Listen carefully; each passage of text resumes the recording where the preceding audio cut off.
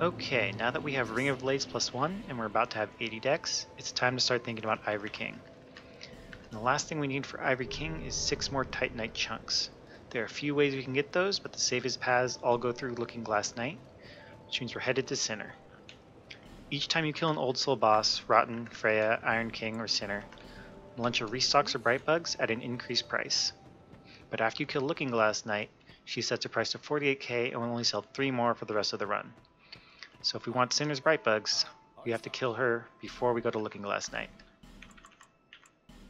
So, it's time for Sinner. Sinner's also a fairly difficult boss in her own right, so it'll be good to have her out of the way.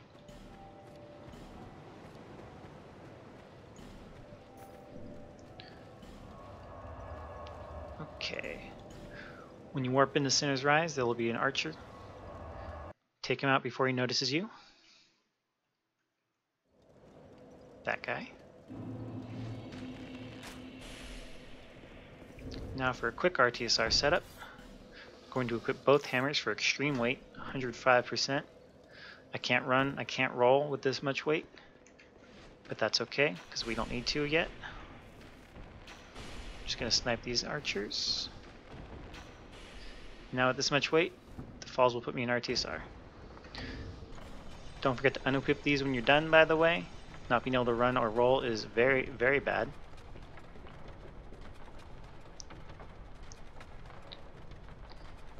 There's a Flexile Sentry coming up, blocking our path. You can run past it, but it's a bit risky. The deep water slows you down. So instead, I'm going to play this very safe. Try and lure it back here.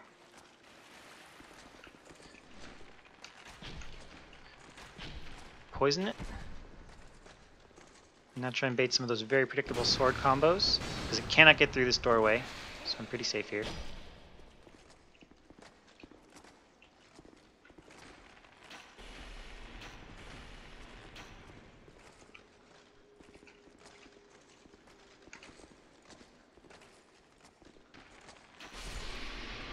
There we go. Now there's a hollow on the right up ahead. It always starts by kneeling down like that. So wait till it stands back up, and then shoot it.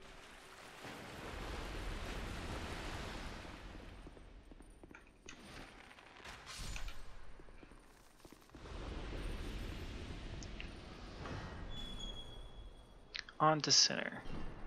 Now I'm going to light torches for Sinner. You don't really have to do this. It'll make the room a bit brighter so it's easier to see. It will help you keep your lock on Sinner.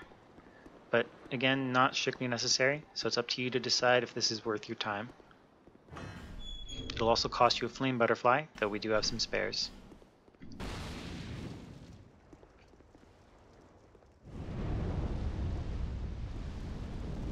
For Sinner herself, I'm going to one-hand my rapier. Sinner's a pretty quick boss, so being a bit fast yourself is good for both offense and defense. Sinner's not too difficult once you learn her attacks. But she is still quick. She demands practice, she demands focus. This is not a fight that will ever be very easy. But it's not too bad once you get used to it. Let's go.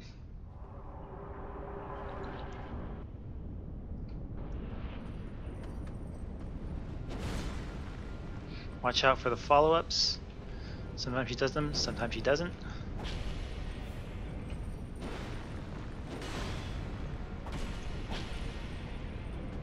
There's a one-handed rapier helping out. Could have only got one attack in there if I was two-handing. Whoop. Almost rolled the wrong way.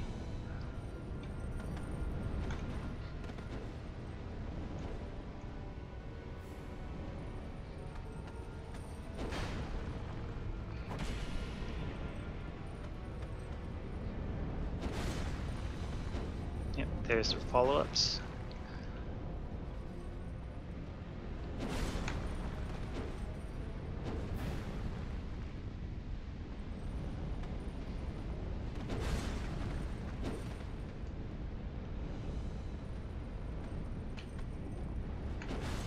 I really wish you would stop jumping. That's the attack I wanted to see. And we're done. Again, Sinner will always demand concentration, but with practice she should be pretty consistent.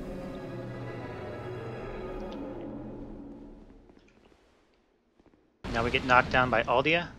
It's not a hit.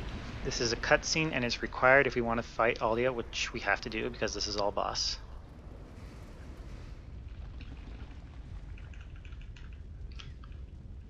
He talks a lot.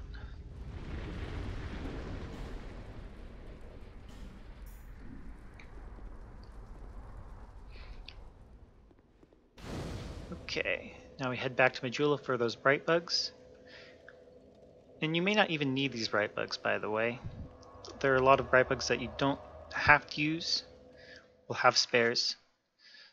So you might just skip these if you want. I'm going to buy them just in case. It's good to have. Because if you don't buy them now, they'll be gone forever after Looking Glass Night.